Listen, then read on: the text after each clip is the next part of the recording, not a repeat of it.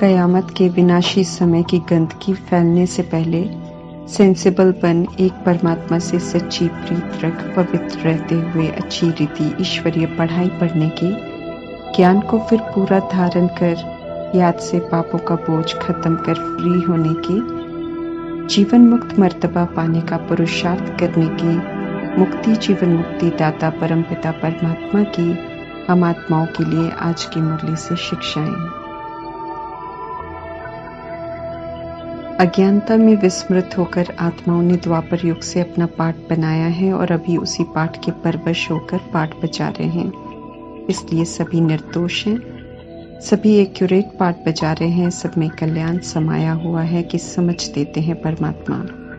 Accurate हिसाब चुकतू हो रहे हैं और होते रहेंगे। माया हो या प्रकृति, इनके भी पांचों खिलाड़ी खेल करेंगे। ये भी तो फिर किए हुए कर्मा का रिटर्न है। इसलिए परमात्मा समझाते हैं कि साक्षी होकर देखो, संतुष्ट रहो, शिकायत नहीं करनी है, भयभीत नहीं होना है। खेल तो हिलाने वाले होंगे, लेकिन पहले से ही संतुष्टता से संपन्न रहेंगे तो हिलेंगे नहीं, बल्कि कार्टून या पपेट शो की तरह इसे देखेंगे। परमात्मा समझाते हैं कि जो भी हो रहा है वो बेहद की स्क्रीन पर एक कार्टून शो है। माया और प्रकृति शो करते हैं। अभी वे परेशान करने के लिए इस समय कुछ भी कर सकते हैं। ये हिसाब किताब के साथ हमारी परीक्षा भी है, जिसे साक्षी स्थिति में स्थित होकर शान में रहकर संतुष्टता के स्वरूप में देखने में कल्याण समाया हुआ है। शान में रहना अर्थात आत्मा के स्वधर्म और स्वरूप में रहना, शांत, शक्तिशाली, पवित्र, खुश, सुखी, प्रेम, आनंद, नॉलेजफुल स्थिति में स्थित रहना, बिल्कुल निर्भय और बेफिक्र एक परमात्मा की याद में। अव्यक्त बाप दादा ने समझाया है हम आत्माओं को कि कभी भी अपनी शान अर्थात स्नेही मूर्त, स्नेह की सीरत, स्नेही व्यवहार, स्नेह के संपर्क, संबंध को छोड़ना या भूलना मत। चाहे कोई व्यक्ति, चाहे प्रकृति, चाहे माया कैसा भी विकराल रूप या ज्वाला रूप धारण कर सामने आए, लेकिन सदा स्नेह की शीतलता के द्वारा परिवर्तन करते रहना है। स्नेह की दृष्टि, वृत्ति, कृति के द्वारा स्नेही सृष्टि बनानी है। ये हम सभी आत्माओं का कर्तव्य है। प्रकृति तो सतयुग से अच्छी पालना करती आई है। कलयुग में उसके बिगड़े हुए स्वरूप का कारण हम सब हैं। इसलिए प्रकृति के विकराल रूप को देख उससे असंतुष्ट होकर प्रतिक्रिया दिखाकर हम प्रकृति का निरादर नहीं कर सकते हैं, बल्कि शांत रहकर अपनी भूल को स्वीकार कर मन ही मन क्षमा मांगते हुए स्नेह की शीतलता से प्रकृति के विकराल रूप को परिवर्तन कर शांत करने में अपना सहयोग जरूर देना है। परमात्मा की तरह प्रकृति को भी पवित्रता पसंद है। कहीं न कहीं कोई न कोई मठ पंथ पवित्र रहा है तो ये धरा टिकी हुई है। पिछली 85 वर्षों से पवित्रता के सागर परमात्मा के ड्रामा में आने से और अनेक आत्माओं के पवित्र रहने के कारण धरा थमी हुई है, लेकिन मेजॉरिटी तो दुनिया में अपवित्रता के कर्म हो रहे हैं। प्रकृति की उत्पत्ति, जानवरों की हत्या हो रही है। इन सब का हिसाब लेने के लिए प्राकृतिक आपदाएं होंगी। तीसरे नेत्र से साक्षी होकर देखें तो प्रकृति इंसाफ करेगी।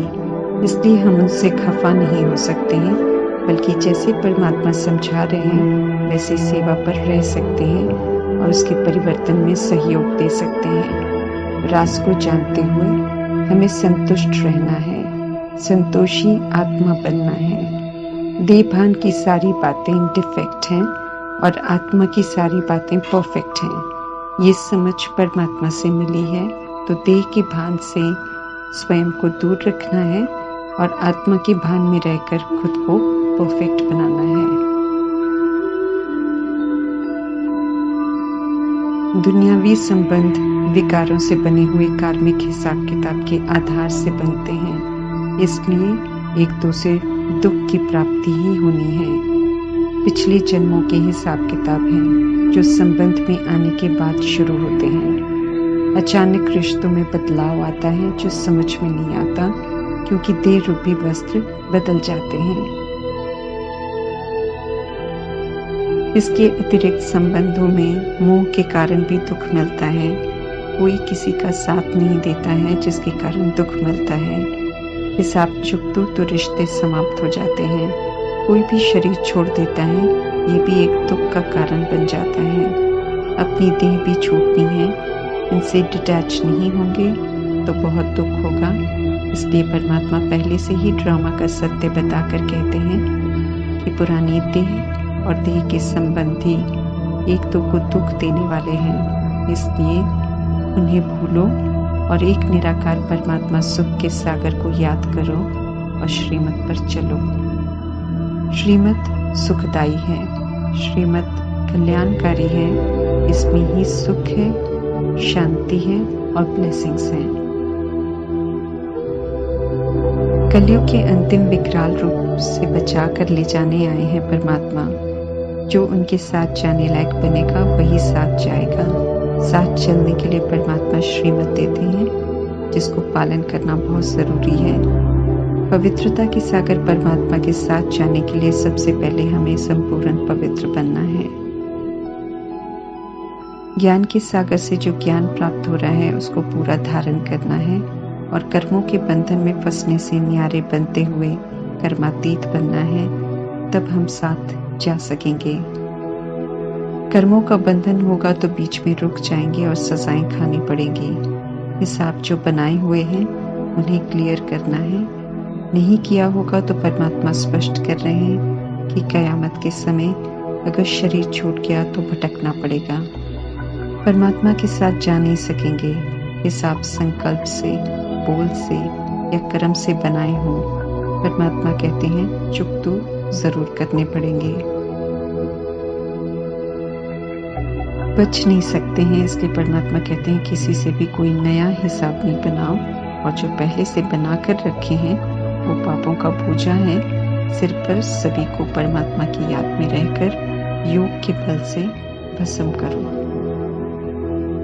परमात्मा पवित्र ब्राह्मणों की रचना करते हैं, अर्थात जब आत्माएं शूद्र बन जाती हैं, खुद को और अपने स्वधर्म को भूल जाती हैं, तब परमात्मा आते हैं और पवित्रता की प्रतिज्ञा करवाकर पहले ब्रह्मा को, फिर उनके द्वारा ब्राह्मणों को रचते हैं। नई सत्यों की सृष्टि रचने के लिए झूठखंड खत्म हो सचखंड शुरू होना है।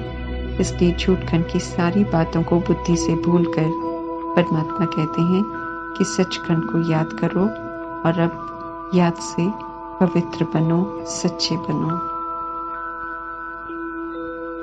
आत्माएं परमात्मा को लेकर खुद ही कंफ्यूज हैं, इसलिए कभी उन्हें कण कण में कह देते हैं तो कभी उन्हें दूर का मुसाफिर कह पुकारते हैं।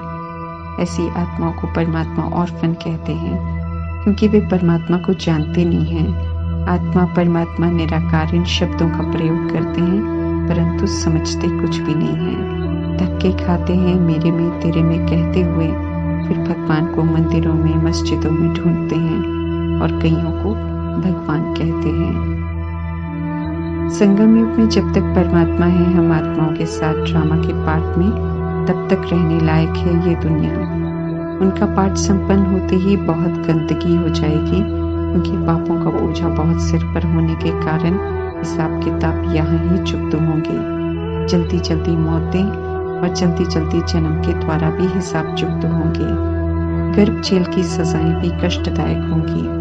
जिन्हें शरीर नहीं मिलेंगे वो भटकती हुई आत्माएं भी तंग करेंगी। परमात्मा पुनः ध्यान खिंचवा रहे हैं कि योग को यथार्थ नहीं समझते हैं बच्चे।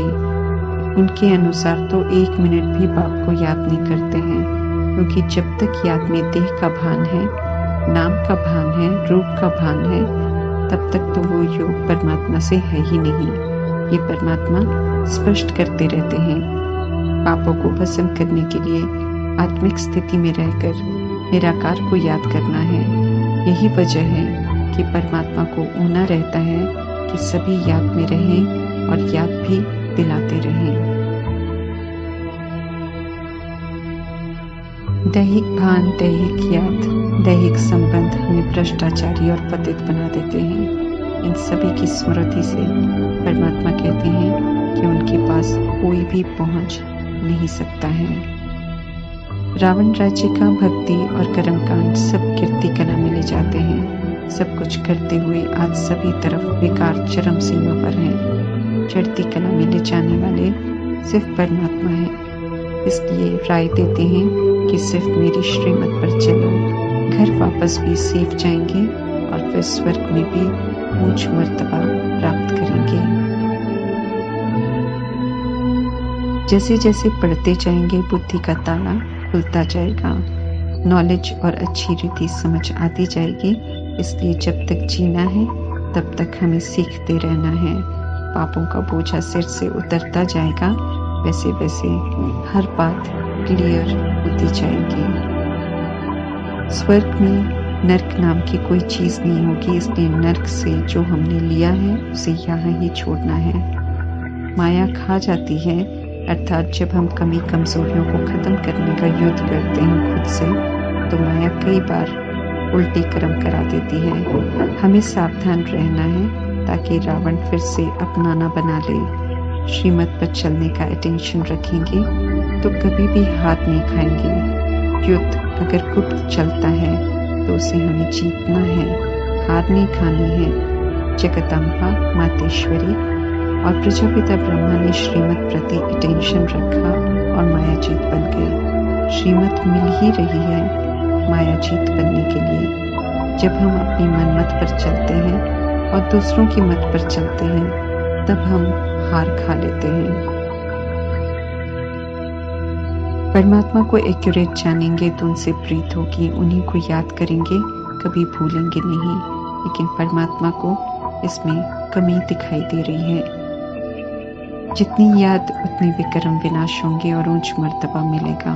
औरों की भी सेवा करनी है, जैसी अवस्था होगी अपनी वैसा ही मर्तबा मिलेगा। पुरुषार्थ कर अपनी खामियों को निकालना है। ऊंची मंजिल पर कोई भी खामी के साथ पहुंच नहीं सकते हैं। इसलिए करोड़ों आत्माएं पढ़ती हैं, परंतु पास विद ऑनर सिर्फ 8 होते हैं और फर्स्ट डिवीजन में 108 आते हैं। राजयोग फर्स्ट डिवीजन में आने के लिए है। परमात्मा फर्स्ट के लायक बनाते हैं, इसलिए जो फर्स्ट नहीं आते हैं परमात्मा उन्हें नापास कहते हैं। पुरुषार्थ के रिटर्न में 16,000 की माला बनती है, वरना तो 108 की माला विजयंती माला कहलाती है। इस माला में आने वाले विष्णु के घराने में जाते हैं। पुरुषार्थ में और माया के साथ युद्ध में हार्ट फेल नहीं होना है, दिल शिकस्त नहीं होना है, बल्कि अच्छी रीति पढ़कर ऊंच नंबर लेना है। मेजॉरिटी आत्माएं मुक्ति के लिए भक्ति कर रही हैं तो उन्हें मुक्ति का वर्षा मिलेगा। जीवन मुक्ति वाले परमात्मा से पढ़ेंगे, पुरुषार्थ करेंगे और मर्तबा लेंगे। परमात्मा तो कहते हैं कि राजा रानी का मर्तबा लेने का पुरुषार्थ करो। राजधानी स्थापन हो रही है, सदा बुद्धि में रखना है और उसमें जाने की अपने पुरुषार्थ के आधार से दैवी गुणों की धारणा कर अपने लिए यहाँ ही सीट बुक करनी है। पवित्र हमें जरूर रहना है, अपवित्र बनकर आत्मा का घात नहीं करना है। अपवित्र बन आत्मा का घात नहीं करना है, नहीं तो पाप आत्मा बन जाएंगे। इस बात का अटेंशन रखना है। न खुद कभी अपवित्र बनना है, न बच्चों को अपवित्र बंधनों में बांधना है। श्रीमत कहती है पवित्र बनो और पवित्र दुनिया का वर्षा लो। ओम शांति।